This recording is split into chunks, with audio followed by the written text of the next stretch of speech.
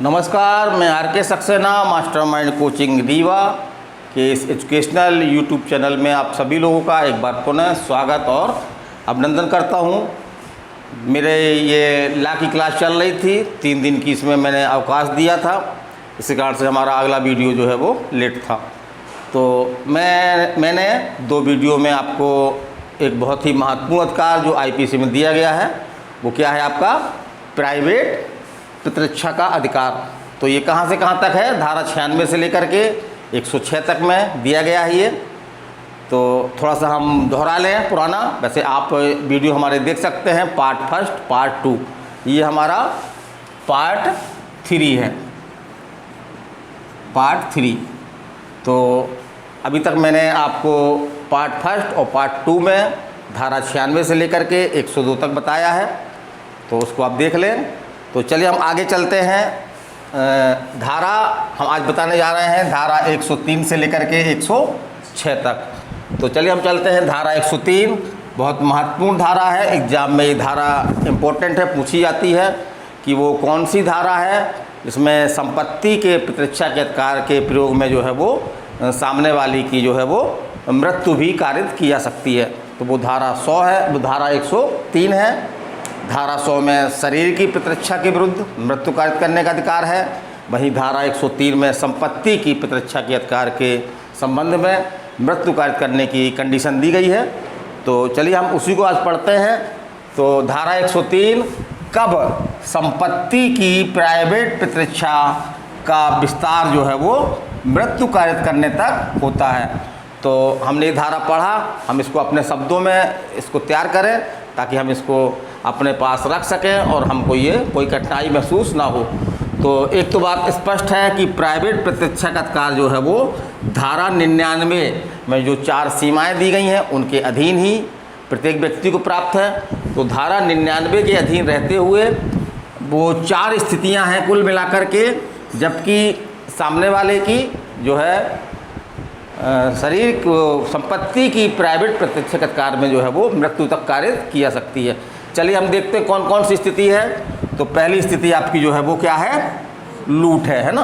तो यहाँ पे हम एक चीज़ और विचार कर लें कि अगर लूट के विरुद्ध है तो लूट का ही जो है वो एक गंभीर प्रकार क्या है, आपका डकैती है। तो इस प्रकार से डकैती के विरुद्ध भी धारा 103 जो है वो लागू होगी और आप किसी भी डकैत की जो है वो मृत्यु कारित कर सकते हैं। फिर आगे हम चलते हैं, दूसरा है आपका रात्रो गृह भेदन। तो रात्रो गृह भेदन का ये एक गंभीर प्रकार है जब गृह भेदन आपके सूर्यास्त के बाद और सूर्योदय के पहले, माने रात्रि के दौरान किया जाता है, तो उसको बोलते हैं हम रात्रो गृह भेदन। तो रात्रो गृह भेदन के विरुद्ध जो है वो मृत्यु कारित करने का अधिकार है आपको। फिर तीसरा है आपका अग्नि द्वारा रिष्टि। अग्नि द्वारा रिष्टि, इसकी कुछ कंडीशन है, जैसे अग्नि द्वारा रिष्टि कहाँ की गई हो आपका, तो कोई निर्माण हो, जैसे निर्माण में आपका घर हो सकता है, कोई बरामदा हो सकता है, या तंबू। तो बहुत से लोग जो है वो घर ना बना करके कहाँ रहते हैं, तंबू में रहते हैं। तंबू देखा होगा आपने, एक चद्दर तान लेते हैं ना, मोटी सी दरी टाइप की होती है, उसको जो है वो तान लेते हैं और उसी में निवास करते हैं या अपनी संपत्ति रखते हैं। या जलयान, तो जो जल में जल जहाज होते हैं उनमें, है ना।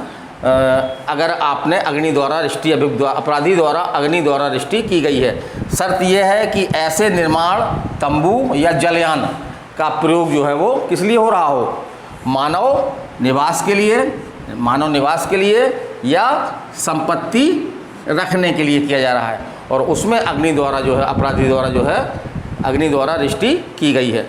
तो आपको धारा 103 लागू होगी। फिर चौथी स्थिति आपकी क्या है, चोरी, रिष्टि या गृहत्याचार। चोरी, रिष्टि या गृहत्याचार, जिससे जो है वो जिससे मृत्यु या घोरोपति, जिससे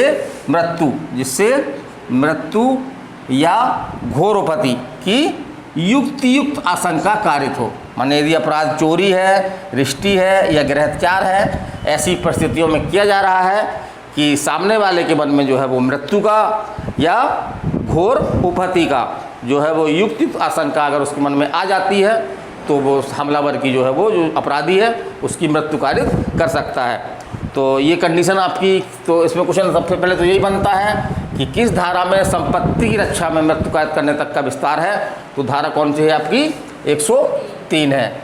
और कितनी कंडीशन है, कुल कितनी कंडीशन है, 4 कंडीशन है। इन कंडीशन को आपको याद रखना है। जैसे पहला लूट, दूसरा रात्रों के भेदन, तीसरा आपका अग्नि द्वारा दृष्टि, जो निर्माण तंबू या जलयान में की गई हो, जिसका प्रयोग जो है वो मानव निवास के लिए, जिसका प्रयोग मानव निवास के लिए या संपत्ति को सुरक्षित रखने के लिए किया जाता है, या चोरी, रिष्टि या गृहत्याग, जो ऐसी परिस्थिति में किया जाता है कि सामने वाले के मन में ये युक्त आशंका कारित हो जाए कि इससे जो है वो मृत्यु हो सकती है उसकी, या कोई घोर उपति कारित हो सकती है।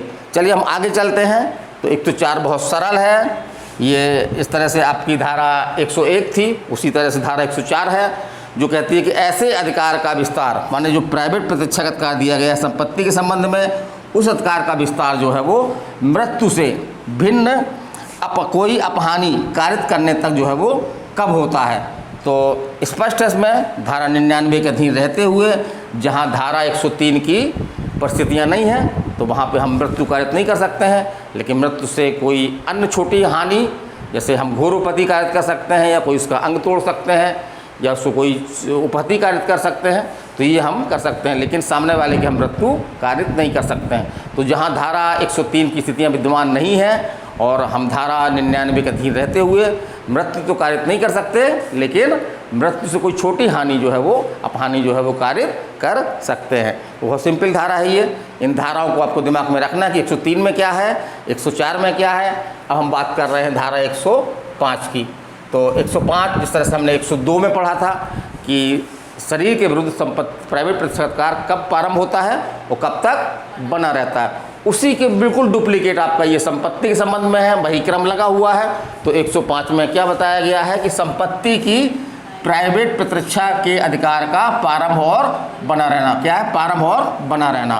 तो प्रारंभ कब होता है, प्रारंभ कब होता है, तो इसमें स्पष्ट रूप से लिखा है, समान धारणा है कि जब संपत्ति के, जैसे ही संपत्ति के संकट की युक्त आशंका जो है वो प्रारंभ हो जाती है, वैसे ही जो है हमारा संपत्ति की प्राइवेट प्रतिरक्षा का अधिकार जो है वो शुरू हो जाता है। और ये कब तक बना रहता है, तो इस संबंध में जो कई अपराध हैं आपके, उन अपराधों के संबंध में इसमें भिन्न भिन्न स्थितियां दी गई हैं, तो वो भी हमको याद रखना है। तो पहली स्थिति क्या है कि चोरी के विरुद्ध। तो चोरी के विरुद्ध जो है 3 स्थितियाँ बताई गई हैं कि अपराधी का संपत्ति सहित पहुंच से बाहर हो जाना। जैसे ही अपराधी आपकी जो है संपत्ति में जो अपराध कर रहा है, चोरी कर रहा है, और वो संपत्ति सहित जो है वो आपकी पहुंच से बाहर हो जाए, माने आपकी दृष्टि से ओझल हो जाए या आपकी पहुंच से निकल जाए, तो वैसे ही जो है अधिकार ये समाप्त हो जाता है। फिर दूसरी बात है आपकी, जैसा हमने एक धारणा ही है प्राइवेट प्रतिरक्षा अधिकार की कि आप इसका प्रयोग तभी कर सकते हैं जब आपको लोक सेवक की सहायता अवेलेबल ना हो। यदि आपको लोक सेवक की तत्काल सहायता अवेलेबल है तो आप प्राइवेट प्रतिरक्षा के अधिकार का प्रयोग नहीं कर सकते हैं। तो अगर आपको लोक सेवक की सहायता प्राप्त हो जाती है, मान लीजिए कोई चोर आपके घर में घुसा हुआ है और आपको जानकारी होती है, आप चोर को घेरते हैं, तो आप उसके चोर के विरुद्ध जो है वो प्राइवेट प्रतिरक्षा के अधिकार का प्रयोग कर सकते हैं। लेकिन उसी दौरान जो है वो गश्त के दौरान आपको एक पुलिस की गाड़ी आ जाती है और आपके घर में हल्ला होते हुए देख करके वो आ जाती है वहाँ पे और वो चोर पर नियंत्रण करने लगती है, तो वैसे ही आपका जो है वो प्राइवेट आपका जो शरीर की संपत्ति की प्रतिरक्षा का अधिकार जो है वो समाप्त हो जाएगा। फिर तीसरी स्थिति है कि संपत्ति वापस हो जाने तक। तो जैसे मान लीजिए कोई चोर है, उसने आपके यहाँ कोई चोरी की, आपने उसका पीछा किया, यदि वो संपत्ति छोड़ करके और भाग जाता है, जैसे ही संपत्ति आपको वापस मिल जाती है, आपके जो है ये अधिकार जो है वो क्या होता है, समाप्त हो जाता है। अब यहाँ पे एक समस्या आती है, एग्ज़ाम में आ भी जाती कभी कभी ये, कि जैसे मान लीजिए किसी ने आपके यहाँ चोरी की और वो संपत्ति सहित बाहर निकल गया, पहुँच से बाहर निकल गया, और पुनः आपको कुछ दिन बाद जो है वो चोरी की संपत्ति सहित वो दिखता है, तो क्या आपके प्राइवेट प्रतिरक्षा के अधिकार का जो आपका संपत्ति के संबंध में है, क्या वो पुनः प्रारंभ हो जाएगा? तो इस संबंध में विद्वानों में अलग अलग मतभेद है। जो आपके लॉ के विद्वान हैं मैन, उनका ये कहना है कि प्राइवेट प्रतिरक्षा का अधिकार जो है प्रारंभ हो जाएगा। और जहाँ तक कि दूसरा पहलू है तो वो कहता है कि वो संपत्ति प्राप्त करने का अधिकारी है, लेकिन वहाँ पर जो है उसको प्राइवेट संपत्ति की प्राइवेट प्रतिष्ठा का अधिकार प्रारंभ नहीं होगा। तो इसको आप अपने क्वेश्चन के अनुसार जो है हैंडल करिएगा। आपको लगभग यही विकल्प होंगे, उसके अनुसार आप इसको देखिएगा। चलिए आगे चलते हैं, हम दूसरा देखते हैं। तो दूसरी स्थिति है कि लूट के विरुद्ध कब तक बना रहता है? तो जब तक अपराधी जो किसी व्यक्ति की यहाँ पे ध्यान दीजिएगा, किसी व्यक्ति लिखा है, स्वयं जो प्रत्यक्ष अधिकार का प्रयोग कर रहा है उसको या किसी अन्य व्यक्ति की मृत्यु, उपहति या सदोष अवरोध कारित करता रहता है या कारित करने का जो है वो प्रयत्न करता रहता है, या जब तक तत्काल मृत्यु है ना, तत्काल मृत्यु, तत्काल उपहति या तत्काल व्यक्तिगत अवरोध का भय बना रहता है, तो तब तक जो है वो लूट के विरुद्ध संपत्ति के प्राइवेट प्रत्यक्ष अधिकार जो है वो बना रहेगा। फिर अगला हम देखते हैं, तीसरी स्थिति क्या है आपकी? आपराधिक अत्याचार या रिष्टि के विरुद्ध। आपराधिक अत्याचार या रिष्टि के विरुद्ध, तो तब तक जब तक अपराधी जो है वो ऐसा आपराधिक अत्याचार या रिष्टि जो है वो करता रहता है। तो जब तक अपराधी जो है वो, जो दो अपराध दिए गए इसमें, आपराधिक अत्याचार करता रहता है या रिष्टि कार्य करता रहता है, तब तक जो है वो संपत्ति के प्राइवेट प्रत्यक्ष अधिकार जो है वो बना रहता है। फिर अगला देखते हैं हम, चौथा देखते हैं। तो चौथा क्या है आपका? रात्रोग्रह भेदन के विरुद्ध। रात्रोग्रह भेदन के विरुद्ध, तो रात्रोग्रह भेदन जो है वो ग्रह भेदन का ही एक गंभीर रूप है। यदि ग्रह भेदन की जो 8 कंडीशन है वो हम आगे चल के आपको बताएंगे। तो यदि उस तरह से ग्रह भेदन किया गया है, और ऐसा ग्रह भेदन जो है वो यदि सूर्यास्त के पहले और सूर्यास्त के बाद और सूर्योदय के पहले, माने रात्रि की दुकान, माने अंधेरे में, माने सूर्य डूब गया हो और सूर्य निकला ना हो, इसके दौरान अगर हम ग्रह भेदन करते हैं तो वो क्या कहलाता है? रात्रो ग्रह भेदन कहलाता है। तो अब हम बात उठती है कि रात्रो ग्रह भेदन के विरुद्ध जो है वो आपके संपत्ति के प्राइवेट प्रत्यक्ष अधिकार कब तक बना रहता है? तो बड़ा स्थिति स्पष्ट है, जब तक ऐसे ग्रह भेदन से आरंभ हुआ ग्रह अत्याचार जो है वो होता रहता है। अर्थात मतलब कि अपराधी आपके ग्रह में जो है वो रहता है, जब तक ग्रह के बाहर नहीं चला जाता है। अगर वो ग्रह में रहता है आपका, तो वो कहलाता है आपका ग्रह अत्याचार। तो अपराधी जो है जिसने ग्रह रात्रो ग्रह भेदन किया है, वो जब तक आपके ग्रह में जो है वो मौजूद रहता है, तब तक आपके प्राइवेट प्रत्यक्ष अधिकार का जो है वो बना रहता है। आप उसके विरुद्ध आप जो है वो शरीर के वो संपत्ति के प्राइवेट प्रत्यक्ष अधिकार का प्रयोग कर सकते हैं। फिर आगे चलते हैं हम, तो धारा 106 आपकी जो है महत्वपूर्ण है, और यहाँ पे हम ये देख लें कि ये धारा 106 जो है वो दोनों तरह के प्राइवेट प्रतिष्ठा संबंधित है, संपत्ति की या शरीर की। जैसे हमने पहले बताया था कि प्राइवेट प्रतिष्ठा का अधिकार जो है वो 2 प्रकार का है, एक तो शरीर की प्रतिष्ठा का अधिकार और दूसरा संपत्ति की प्रतिष्ठा का अधिकार। तो ये धारा 106 जो है दोनों मामलों में लागू होती है। ये जो हमें क्वेश्चन पूछा गया है, तो धारा 106 जो है वो संपत्ति और शरीर दोनों की प्राइवेट प्रतिष्ठा के मामले में ये लागू होती है। तो अब हम बात देखते हैं कि घातक हमले के विरुद्ध। हमला कैसा है? साधारण नहीं है, घातक है, माने खतरनाक है। घातक हमले के विरुद्ध प्राइवेट प्रतिष्ठा का अधिकार, जबकि क्या है? निर्दोष व्यक्ति को अपहानि होने का जोखिम है। तो यहाँ पे आप अधिकार का प्रयोग करते हैं, और ऐसे अधिकार के प्रयोग में जो है वो किसी निर्दोष व्यक्ति जिसका कोई दोष नहीं है, उसको यदि कोई अपहानि होती है या उसकी मृत्यु तक हो सकती है, तो उसका जो है वो उसको अपहानि होने का जो है वो जोखिम है। तो ऐसी स्थिति में के संबंध में धारा 106 स्पष्ट करती है। तो धारा को हम देखते हैं, हाँ है, आप निर्दोष व्यक्ति की जोखिम भी ले सकते हैं, बशर्ते कुछ शर्त है। शर्त क्या है? कि हमले से जो है वो मृत्यु की, माने हमला इस तरह का इतना घातक हो कि आपके मन में ये युक्त आशंका कारित होनी चाहिए कि ऐसे हमले का परिणाम क्या होगा? मृत्यु होगी। ऐसे हमले का परिणाम क्या होगा? मृत्यु होगी। तो आप जो है वो प्राइवेट प्रतिष्ठा के अधिकार का प्रयोग कर सकते हैं, और ऐसे निर्दोष व्यक्ति जिसका जोखिम होना जो है वो संभाव है, तो जोखिम उठाने का खतरा भी आप उठा सकते हैं। तो चलिए, और इसमें हम और देखते हैं तो इसमें एक जो दृष्टांत दिया गया है, ये दृष्टांत आपके एग्ज़ाम में कई बार आया है आपका। तो इसमें क्या है, इसमें इसको आप पढ़ लीजिए, हमने इसको संक्षेप में लिखा हुआ है।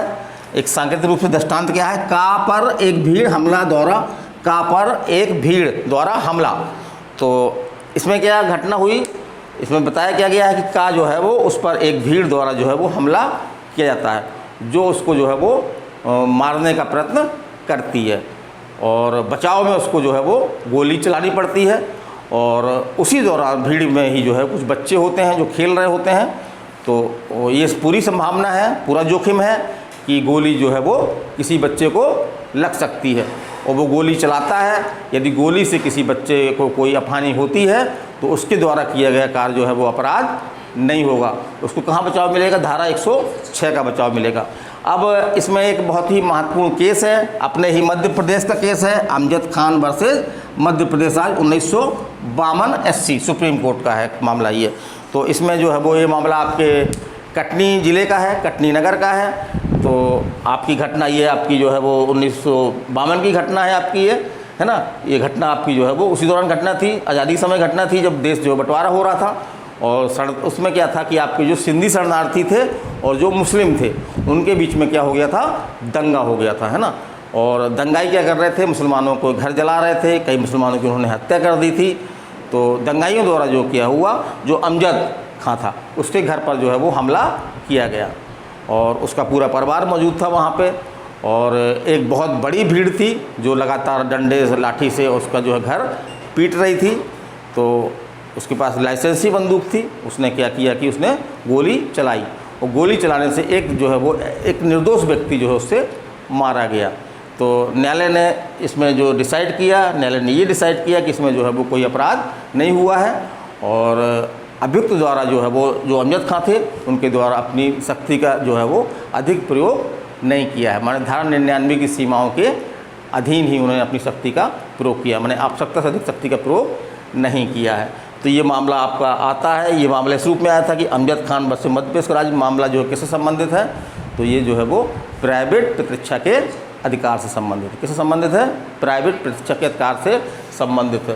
तो इस प्रकार से मेरा ये पार्ट 3 था। इसके पहले मैंने ये पार्ट, हमारी क्लास जो है वो पार्ट 20 है और इसका जो भाग जो है वो प्राइवेट प्रतिरक्षा का अधिकार का भाग ये 3 था। तो 3 वीडियो में ये पूरा हुआ है।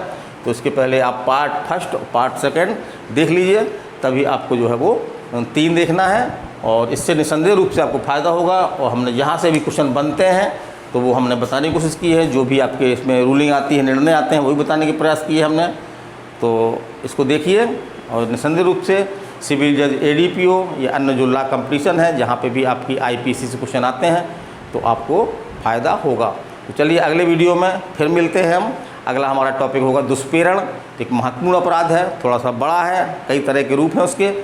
तो दुष्प्रेरण के संबंध में हम कल, हमारा अगला टॉपिक दुष्प्रेरण होगा। तो आप लोग भी जो है वो कल दुष्प्रेरण देख के आएंगे, धारा 107 से लेकर के, है ना, धारा 107 से लेकर के आगे विभिन्न धाराएँ हैं। तो एक बार आपको रीडिंग करके आना है, बाकी जो दिक्कत होगी वो हम यहाँ पे समझाएंगे। तो अगर एक बार आप पढ़ के आएंगे उसको तो आपको फ़ायदा क्या होगा कि आपको जल्दी समझ में आ जाएगा, है ना।